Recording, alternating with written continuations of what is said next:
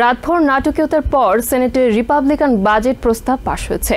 শুক্রবার দিনগত রাত 2:30টায় 51-48 ভোটে প্রস্তাবটি পাশ হয়। দুজন রিপাবলিকান সেনেটর র্যান্ড পল এবং সুজান কলিন্স প্রস্তাবের বিপক্ষে ভোট দিয়েছেন।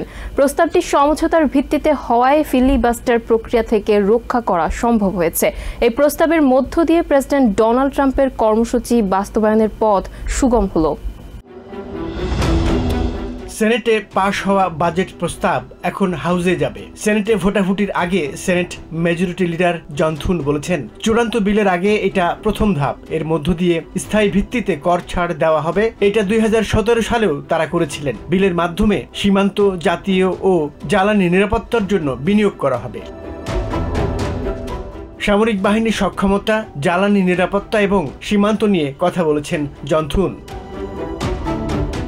বিল পাশের আগে ভোটারনামা প্রক্রিয়ার মধ্য দিয়ে যেতে হয়েছে। এর আওতায় বিলের উপর যত খুশি তত সংশোধনী আনা যায়। ম্যারাথন ভোটাভুটিতে ডেমোক্র্যাটরা বেশ কিছু সংশোধনী প্রস্তাব করেন। বিশ্বজুড়ে বাণিজ্য যুদ্ধ উস্কে দেওয়া, ইলন মাস্কের ডোজ এবং মেডিকেডের অর্থ কাটছাটের বিরুদ্ধে প্রতিবাদ জানাতে রিপাবলিকানদের বাধ্য করেন ডেমোক্র্যাটরা।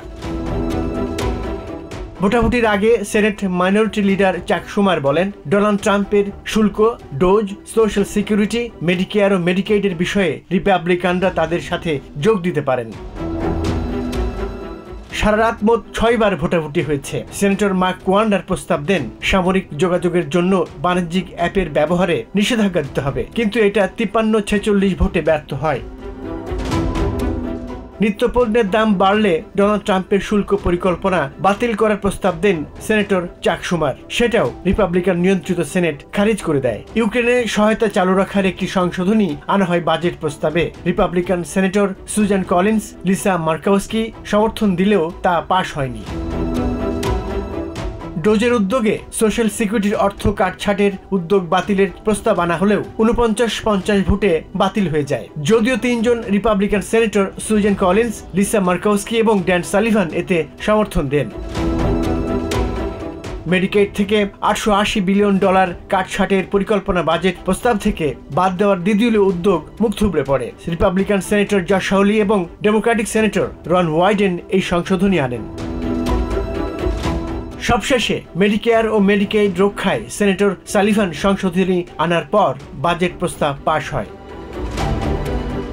এই প্রস্তাব পাশ হলেও বড় বড় প্রশ্নের মীমাংসা এখনো হয়নি। গত ফেব্রুয়ারিতে হাউস রিপাবলিকানদের পাশ হওয়া বিলে আগামী 1 দশকে $4.5 ট্রিলিয়ন কর কর্তন এবং $2 ট্রিলিয়ন সরকারি খরচ সাশ্রয়ী করার কথা বলা হয়েছে। সেনেটে পাশ হওয়া সবশেষ বাজেট প্রস্তাবে রিপাবলিকানরা নিজেদের পরিকল্পনা পাশ করেছেন, কিন্তু কর ও খরচ কমানোর বিষয়টি এড়িয়ে গেছেন। গুরুত্বপূর্ণ কিছু বিষয়ে সমঝোতার পরিবর্তে রিপাবলিকানরা স্থগিত রেখেছেন, যেমন কর কর্তনের জন্য খরচ কত কমাতে হবে এবং কোন খাত থেকে কমানো হবে ইত্যাদি। নথিতে আছে, সেনেটের বাজেট পরিকল্পনায় $1.5 ট্রিলিয়ন কর কর্তনের কথা বলা হয়েছে। হাউসে বাজেট প্রস্তাব পাশ হলে সমঝোতা প্রক্রিয়ার পরবর্তী ধাপ উন্মোচন হবে। এরপর হাউস ও সেনেটের কমিটিগুলো রিপাবলিকানদের ইচ্ছা অনুযায়ী ঋণ সীমান্তে নিরাপত্তা জোরদার করা এবং কর কর্তনের মতো বিষয়ে আইনের খসড়া তৈরি করতে পারবে। Rana Raihan, TVN 24 news desk.